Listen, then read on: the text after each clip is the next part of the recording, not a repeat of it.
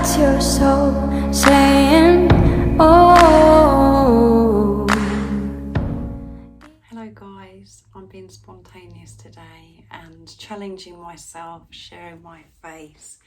So you have to bear with me. As you know, I hate talking into the camera, but I'm going to do it because, as I said, it's really good to challenge yourself. So, and I haven't done a video for some time now, talking into the camera, and I thought I'd update you about my twin flame journey. And I want to say a big thank you to all of you guys for the love and support that you give me. It means so much to me, and I feel so blessed that I've been connected with people in the same or similar situation to me, because it can be really confusing and you feel like you're going crazy sometimes on this journey, and it can be so painful. As well as we know it's a blessing, it can be challenging. So thank you guys for joining me on my journey and my channel, and making me smile and giving me the confidence to do my channel as well. So thank you. So some of these illusions that we have to work through, I also have to work through those, even though sometimes when I'm doing my readings, I come across as if I'm quite firm and as if I know as if I know everything, and as if I've mastered everything. But when I'm actually doing the readings, it's God channeling through me the message that needs to come across to you and to me. So I really have to take on board what I'm actually saying to you. I'm saying it to myself as well, because I'm still learning.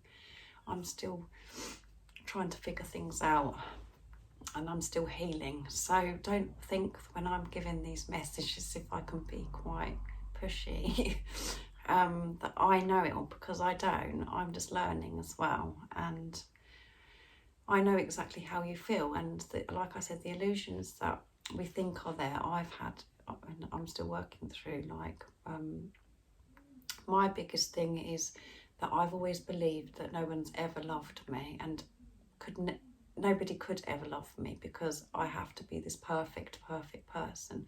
I have to be a professor. I have to know everything about everything, to be very academic, and I would have to be a supermodel, everything on my body to be perfect. And I've beaten myself up.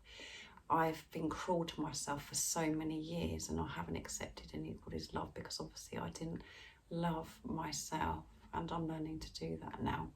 And my divine masculine came into my life 3 years ago, and it was the best day of my life, because that was the first time that I felt pure, true, unconditional love. My divine masculine came into my life to give me the greatest love of all, and that's to love myself. And that was the best day of my life, because I felt that. I felt pure, unconditional, true love. So I'm always going to be so grateful to my divine masculine, because he's helped me so much, even though he may not feel like he's helped me or be aware of it. He is and done so much for me, because he's woken me up. He came into my life to wake me up, wake me up to know that I'm enough, to know that I'm special and I'm amazing, and that and to be able to accept who I am, that I don't have to have everything perfect. I'm perfect the way I am, and to accept that. So that's what my divine masculine done for me. And some of the illusions as well, some of the things that I've had to work through, is my divine masculine is a lot younger than me, and that's been something that I've really struggled with and felt very ashamed, and I've been very cruel to myself about, because obviously I'm a very loyal, true, honest person, and I was married when my divine masculine came into my life, so that completely erupted my life, when my divine masculine came in, because I was so loyal and so true and honest to my husband. But when my divine masculine came into my life, obviously I just said to you that it was the best day of my life, because that was the first time I felt true, unconditional love. And this love that I felt for my divine masculine is unexplainable, and it's so powerful and so intense, and for such a long time I beat myself up and thought that I was wrong and thought there was something wrong with me because my divine masculine is 21 years younger than me, and I felt ashamed of myself because I'm not that type of person that would be interested in somebody else, because I'm loyal. I was loyal to my husband, and because I wouldn't be interested, I wouldn't be interested in anybody else, and it wouldn't be somebody that was younger than me. So I've had to work through lots of things to do with this age gap, and thinking, you know, obviously I've never felt good enough before my divine masculine came into my life. Now I've got the pressure of feeling good enough because now I'm older than him and he's so perfect and fresh, and I'm like a lot older. So I've had to really work through it, but I'm getting there. I understand it now, and I am accepting it, and I've been very blessed that I do look younger than my years, and I'm very playful and youthful, and God has blessed me with that, thankfully. And obviously I said to you I was married, and I've got 4 children, and my 4 beautiful children absolutely support me and 100% on this journey. They understand this twin flame journey, and they think it's the most beautiful love, and they hope to experience that themselves one day. And they have this love for my divine masculine, so I'm very blessed. I'm so fortunate that they feel this way, and they've been a big part of this twin flame journey. Obviously they are because of my children, but they were a big part of when my divine masculine came into life. They were part of it. They were part of the bubble for me as well. So, and my divine masculine lives in a different country as well. He speaks beautiful English, but there is a language barrier as well, because, you know, there just is. So all of those things that, you know, the obstacles, the challenges, the illusions I've had to experience, and I'm still working through them now. So I do know how you feel, and I have felt that pain that you felt and that discomfort.